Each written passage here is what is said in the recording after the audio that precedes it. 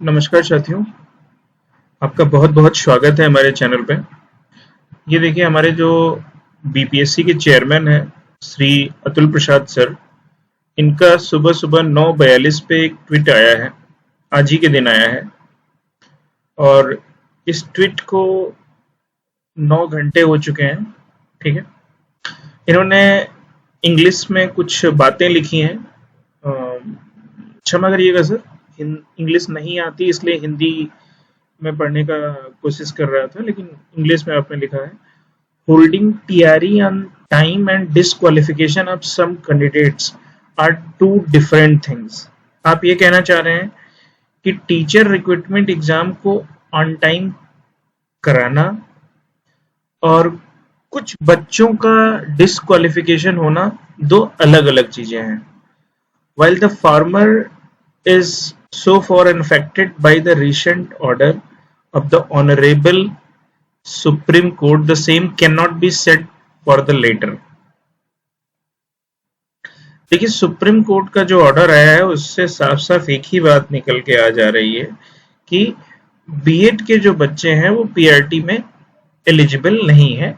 साफ साफ ये बात आ गई। एनसीटीई का जो 2018 का गजट आया है उसको उन्होंने चैलेंज कर दिया था राजस्थान हाई कोर्ट में, और राजस्थान हाई कोर्ट के फैसले को उन्होंने सही माना था।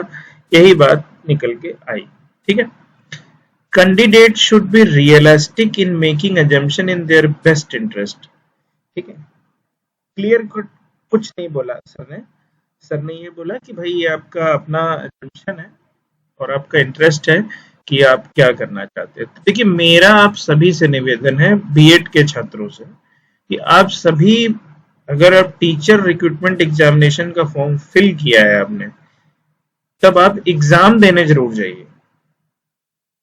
कल किसी ने नहीं देखा है, एग्जाम देने अगर आप जाएंगे तो आपका ऑप्शन बना रहेगा अगर आपने तैयारी किया है तो। एग्जामिनेशन नहीं देने गए तब आपका नुकसान है। एग्जाम देने से तो रोक नहीं पाएंगे क्योंकि एडमिट कार्ड जनरेट हो चुका है। ऐसा कोई लेटर भी ये नहीं निकाल सकते अभी मीनवाइल कि बीएड के बच्चे एग्जाम न दें, या तो भाई पैसे वापसी की बात की जाए। क्षमा करिएगा सर अगर कुछ मतलब अगेंस्ट में बातें निकलती हैं तो, क्योंकि सेंटिमेंट्स को हम कंट्रोल नहीं कर पा रहे हैं।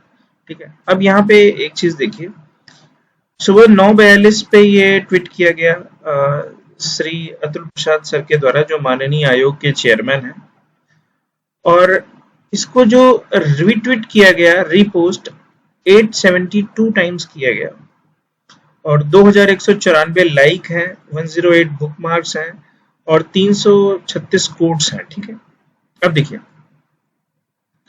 यहाँ पे देखिए मिस्टर अभिषेक मौर्य ने इनके सर के ट्वीट का जवाब दिया है। एक सवाल भी पूछा है कि सर जब सीटीईटी की मार्कशीट ही रद्द हो जाएगी तब परीक्षा का क्या होगा। ठीक है, तो इसका जवाब फिर श्याम सिसोदिया भील ने एक बात बोली है। लो भैया, इनकी बात आसान भाषा में समझ लो। इनका कहना है कि परीक्षा का आयोजन करना व कौन कौन अयोग्य घोषित किया जा रहा है, दोनों अलग अलग बातें हैं। सुप्रीम कोर्ट ने बीपीएससी को परीक्षा लेने से नहीं रोका है। ठीक है, चलिए, DElEd welcome Supreme Court judgement. ठीक है, कोई बात नहीं।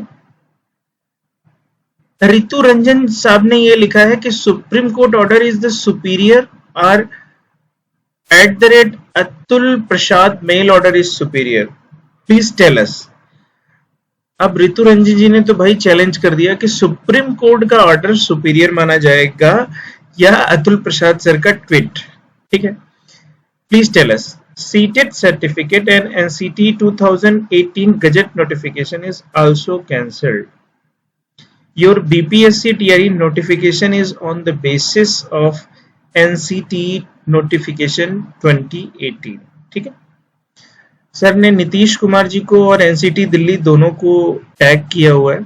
ठीक है, अब देखिए यहाँ पे अभिमन्यु सिंह साहब ने ये लिखा है कि एस्टेट 2019 मेरिट वाला सुप्रीम कोर्ट के ऑर्डर पर हाई कोर्ट में 26 जून के लेटर को चैलेंज कर रहा है। ठीक है, इन्होंने कुछ अलग बात लिख दी है अपनी। ठीक है, अब ये देखिए, supreme court order is superior और Atul Prasad mail order is superior. ठीक है, assumptions, coding, decoding question paper में सॉल्व करना लेना, ट्वीट अधिकारी सर, यस नो। ठीक है, सुप्रीम कोर्ट के फैसले में बिंदु संख्या 5 पर बिहार से भी याचिका लगाकर एनसीटी के नोटिफिकेशन को चैलेंज किया गया था। आगे आप सभी समझदार हैं कि पेपर देने के बाद क्या होगा। देखिए, आप बीएड के कैंडिडेट से मेरा सिंपल एक रिक्वेस्ट है कि क्या होगा ये आपके हाथ में नहीं है, जो होगा वो बाद में होगा, लेकिन आपके हाथ में अगर आपने पेमेंट किया है तो अभी आपके हाथ में सिंपल एग्जामिनेशन देना है। देखिए, बाहर तो बहुत केवीएस के बच्चे रिटन एग्जाम दिए हैं, इंटरव्यू में सिलेक्शन हो गया, पैनल लिस्ट में नाम आ गया। अब देखिए, फाइनल जब उनकी ज्वाइनिंग की बारी आई तो सुप्रीम कोर्ट का ऑर्डर आ गया, तो नुकसान तो बहुत होगा। चंडीगढ़ की वैकेंसी आ गई है, मध्य प्रदेश की वैकेंसी आई है, और ऐसे तमिलनाडु में रिक्रूटमेंट हुआ है, तेलंगाना में रिक्रूटमेंट हुआ है, बहुत सारे रिक्रूटमेंट्स हुए हैं।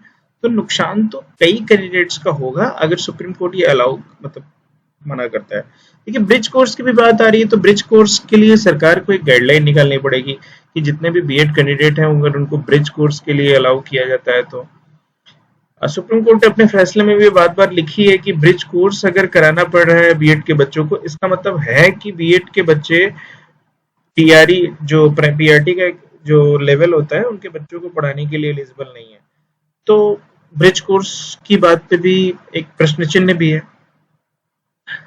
और TRE should postpone till the clear instruction of NCTs regarding the qualification of PRT. Others should be continued. ठीक, sir, if you will disqualify some student, then why you are taking their exam? Please clear your stand on this.